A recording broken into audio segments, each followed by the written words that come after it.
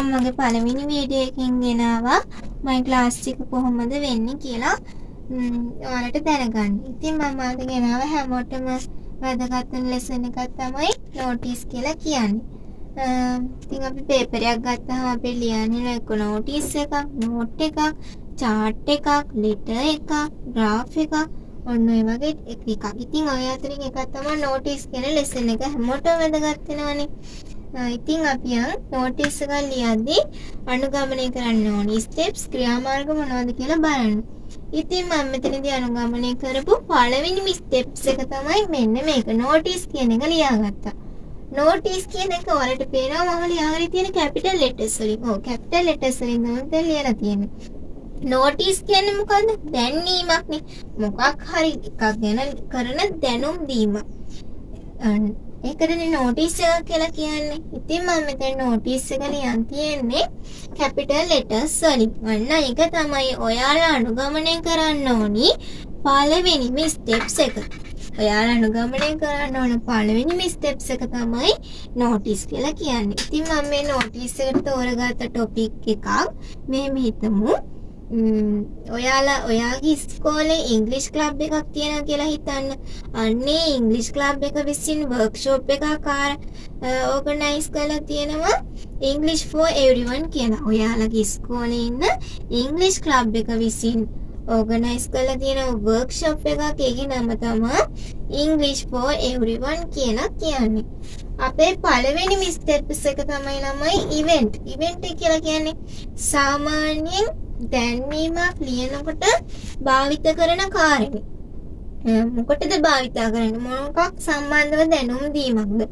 අන්න ඒක තමයි ළමයි ඉවෙන්ට් එක කියලා කියන්නේ. තේරුණාද?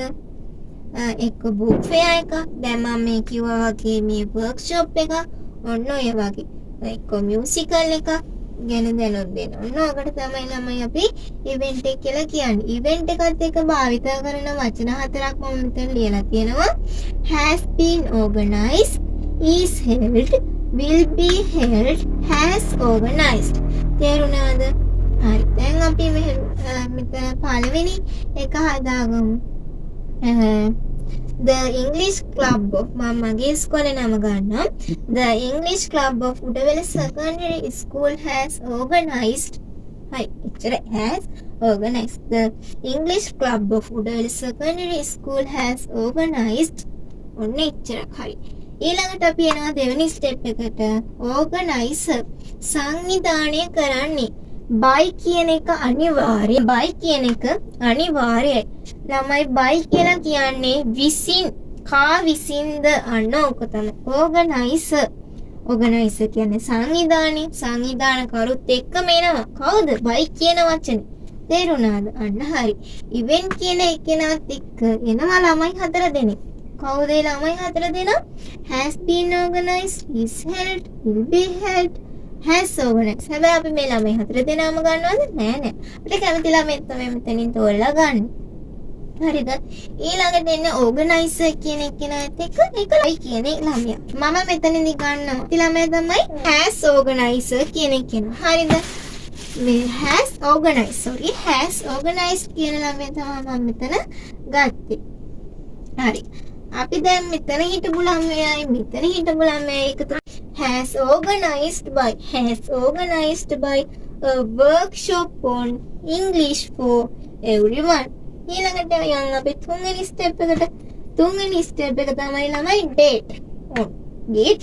date කියලා කියන්නේ හැමෝම දන්නවා.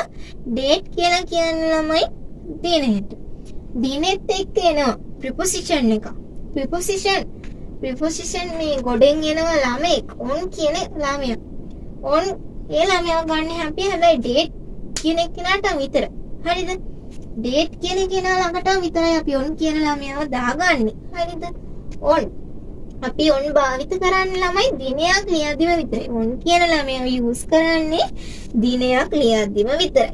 notice එකක් ලියද්දි විතර නෙමෙයි. වෙන දේවල් ලියද්දිත් අපිට ප්‍රයෝජනවත් වෙනවා මේ date time place කියන කොටස් තුන.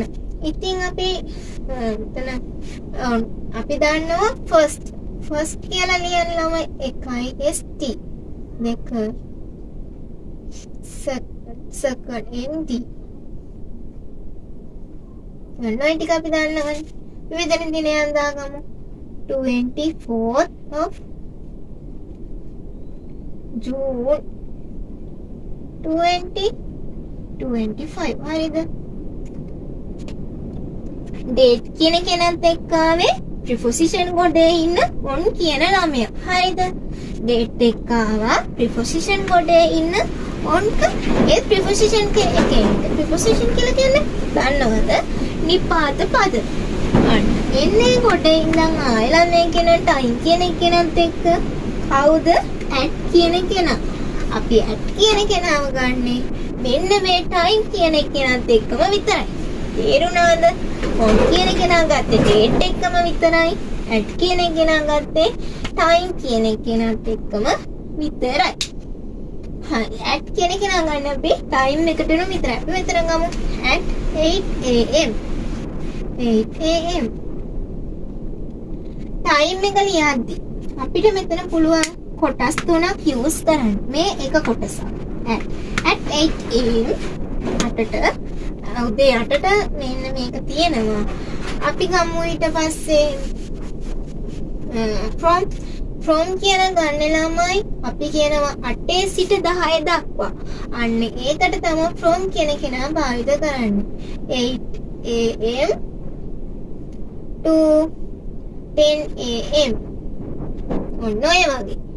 ඊළඟට ගන්න පුළුවන් about කියන කෙනා. about කියන්නේ ළමයි 8ට. මේ 8ට විතර 8 උදේ 8ට විතර ඔන්න ඔය වගේ වචන ගත්තාම මේ notice එකක් කියවද්දි ලස්සන. හරිද? ඊළඟට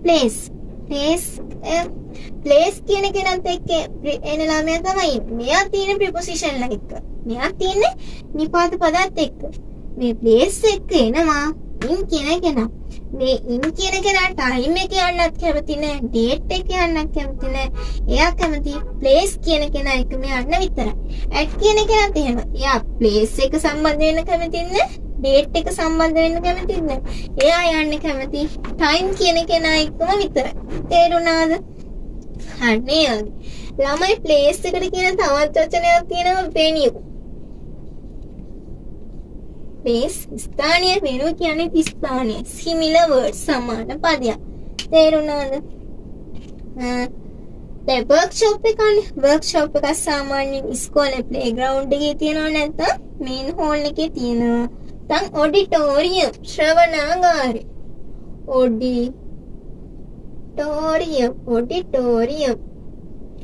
auditorium එකේ හරියටම ස්පෙලිස් දන්නවනම් විතරක් ඔයා auditorium කියන කෙනා use කරන්න. නැත්නම් ගන්න එපා.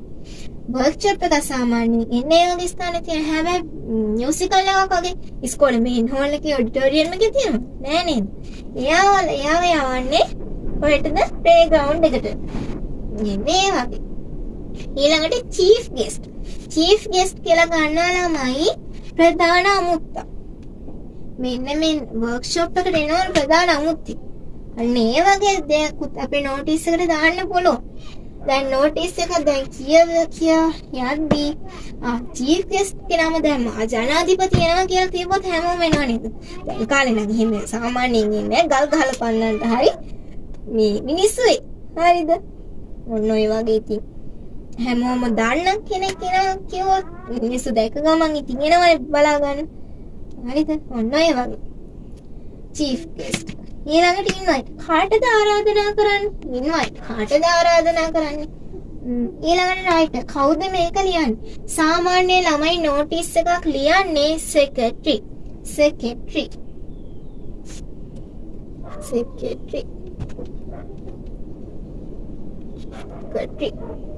date. ළමයි writer date කියන්නේ notice එකේ අවසානයේ end එක.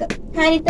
writer ලියන්නේ ළමයි හැම වෙලේම notice එකේ left side එකේ. writer ලියන්නේ notice එකේ end එකේ left side එකේ. date එක ලියන්නේ right side එකේ.